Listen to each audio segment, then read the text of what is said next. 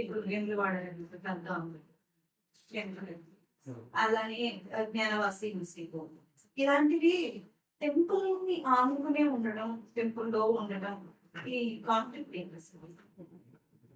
అది శ్రీకృష్ణ జన్మభూమి అంటారు.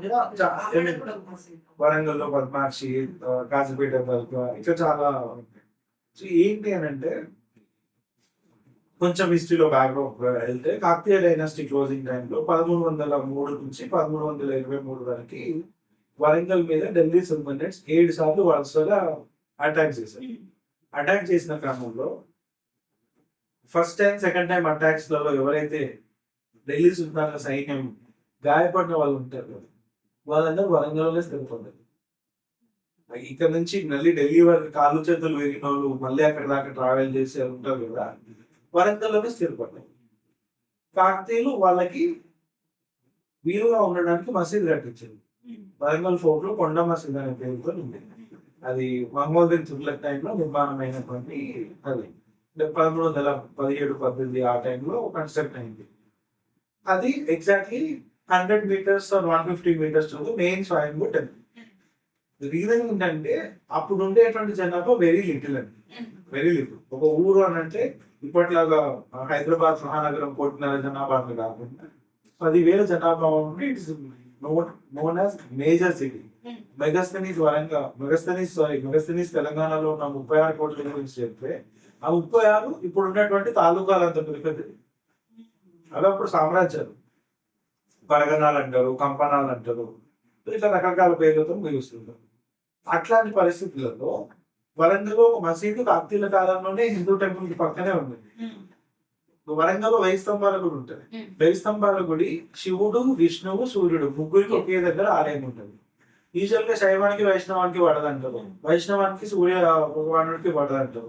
బట్ ఆ ముగ్గురికి ఒకే దగ్గర ఆలయం నిర్మాణం చేయించి సేమ్ కాంప్లెక్స్ లో ముగ్గురికి ఒకే నందిని ఎదురుగా పెట్టి సర్వమత లేదంటే సర్వకుల సౌభ్రాతృత్వాన్ని ఆనాటి పాలకులు చాటారు.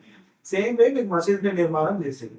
అది ఆ తర్వాత ఢిల్లీ సుల్తానేట్స్ పరిపాలనా సమయంలో కాకతీయ సామ్రాజ్యం అంతరించిపోయిన తర్వాత ఒక 100 సంవత్సరాలు ఒక ఎరాగా చెప్తాం. వరంగల్ పేరు సుల్తాన్పూర్ గా మార్చారు. ఆ టైంలో చాలా జరిగినాయి.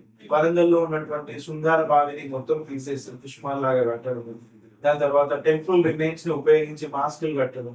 వరంగల్లో కరీమాబాద్ లో ఒక మాన్యుమెంట్ ఉంది, అది మొత్తం హిందూ టెంపుల్స్ కి సంబంధించిన స్తంభాలతో ఉంటుంది, కానీ అది మాస్క్. ఇప్పుడు మీరు అది హిందూ టెంపుల్ స్ట్రక్చర్ పై కనిపిస్తుంటది ఒరిజినల్, కానీ మాస్క్ ఉంటది. మీరు దాన్ని హిందూ టెంపుల్ అని పిలవాలా, మాస్క్ అని పిలవాలా? టెక్నికల్ గా మీరు దాన్ని స్టైల్ ఉంది కాబట్టి హిందూ టెంపుల్ అంటారా, అది మాస్క్ కాబట్టి మాస్క్ అంటారా? మేమేం చేస్తామంటే అది ఒరిజినల్ కట్టినప్పుడు మాస్క్ కోసమే కట్టారు. దో యూజ్డ్ బై రిమైన్స్ వాడినప్పటికీ కూడా అది మాస్క్ గా నిర్మించారు కాబట్టి అది మాస్క్. దాంట్లో హిందూ దేవుడు లేదంటే హిందూ దేవత పూజింపబడలేదు ఎప్పటి నుంచి, ఫ్రమ్ ద లాస్ట్ 800 years నుంచి. So it is mask. If in case 800 years నుంచి ఏదైనా ఒక దేవతా విగ్రహమో, దేవుడి శిల్పమో, విగ్రహమో ఉంటే it is known as Hindu monument అని మనం చెప్పవచ్చు. ఇట్లాంటి కాన్ఫ్లిక్ట్ ఉంటాయి. కాజీపేట దర్గా ఉంది వరంగల్లో, అది దుర్గేశ్వర ఆలయం అని చెప్తున్నారు. పద్మావక్షి ఆలయం ఉంది, అది పద్మావతి ఆలయం అని చెప్తుంటారు. సో ఇట్లా మార్పులు జరుగుతుంటాయి. సో ఈ కాలంలోనే ఫేమస్ ఎక్కడెక్కడైతే మాన్యుమెంట్స్ ఉంటాయో అక్కడే సేమ్ మాస్కులు కట్టడం పద్ధతి ఉంది. సేమ్ ఇప్పుడు మీరు వెంగళవాడ ఒకటి అన్నారు కదా, కాళేశ్వరం మీరు టెంపుల్ చూస్తే ముక్తీశ్వర శివలింగం ఉండే ఏదైతే కాళేశ్వరం టెంపుల్ ఉందో, కాళేశ్వరం టెంపుల్ ని ఆనుకుని మాస్క్ ఉంటుంది. మీరు వరంగల్లో 1000 స్తంభాలు ఇప్పుడు ఎదురుగా ఎగ్జాక్ట్లీ మాస్క్ ఉంటుంది. సో ఆ టైంలో అది మెయిన్ టౌన్ లో ఉండే ప్లేస్లు ఇవన్నీ. సో ఢిల్లీ సుల్తానేట్స్ తర్వాత ఒక 100 సంవత్సరాలు 120 years వరకు అక్కడ ఉండేటువంటి సుబేదార్ల పాలన జరిగింది. ఢిల్లీ సుల్తాన్ల ద్వారా వాళ్ళ సామంతులైనటువంటి సుబేదార్ల పాలన జరిగింది కాబట్టి మెయిన్ ప్లేసెస్ లో ఎక్కడెక్కడైతే చౌరస్తాలు మెయిన్ ప్లేసెస్ ఉంటాయో అక్కడ మాస్కులను కట్టించడం జరిగింది. సో అక్కడ కట్టినప్పుడు వరకు కూడా ఓకే, కానీ ఎక్కడ గొడవ వస్తుంది అంటే రెండు ఆడుకుని ఉన్నప్పుడు గొడవ వస్తుంది. సో ఆ పీసెస్ దీంట్లో కలుస్తుంటాయి, స్తంభాలు దీంట్లో కలుస్తుంటాయి, అప్పుడు క్లాష్ వస్తుంటాయి. సో తలనొప్పల్లా వచ్చేది ఏంటంటే అందరి దేవుడు సమానమైంది. కాకపోతే ఈ రాజులు చేసేటువంటి కొన్ని తప్పులు ఇప్పుడు ప్రమాదాలను తీసుకొని వస్తున్నాయి. అప్పటిదాకా జైన మతాన్ని అవలంబించినటువంటి పాలకులు ఇమ్మీడియట్లీ వేరొకరి ప్రోద్బలంతో శైవంకో వైష్ణవంకో మారి అప్పటిదాకా ఉన్న జైన ఆలయాలని ఇమ్మీడియట్లీ మార్చేస్తారు.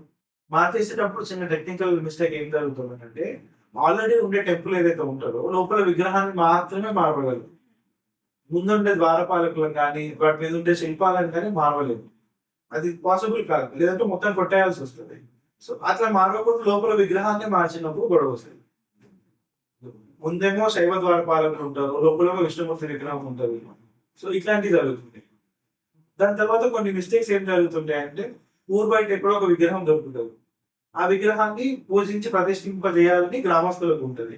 కొత్త భవనము, కొత్త బిల్డింగ్ లేదంటే కొత్త గుడి కట్టడానికి బడ్జెట్ ఉంటుంది. సో ఆల్రెడీ ఉన్నదాన్ని వాడడం అనే దాంట్లో ఏ టెంపుల్ అయితే అన్నట్టు దేవుడిని విగ్రహం ప్రతిష్ఠిస్తారు. అక్కడ క్లాషెస్ ఉంటాయి. పుణేలో నాకు ఊరు ఉంటుంది, ఆయన ఊరు దగ్గర, వరంగల్ జిల్లా. అక్కడ 2 శాసనాలకు పూజలు చేస్తున్నారు. ఎందుకు చేస్తున్నారు అంటే శాసనాలకు విష్ణుమూర్తి బొమ్మ ఉంటుంది. అది శాసనం, అది గుడి బయట ఉండేది. గుడి లోపల విగ్రహాన్ని ఎవరు 120-150 ఇయర్స్ దాకా ఎత్తుకెళ్ళారు. లోపల విగ్రహం లేదు. లోపల విగ్రహం కావాలి కాబట్టి బయట విష్ణుమూర్తి ఉన్నాడు, ఆయనే దేవుడు.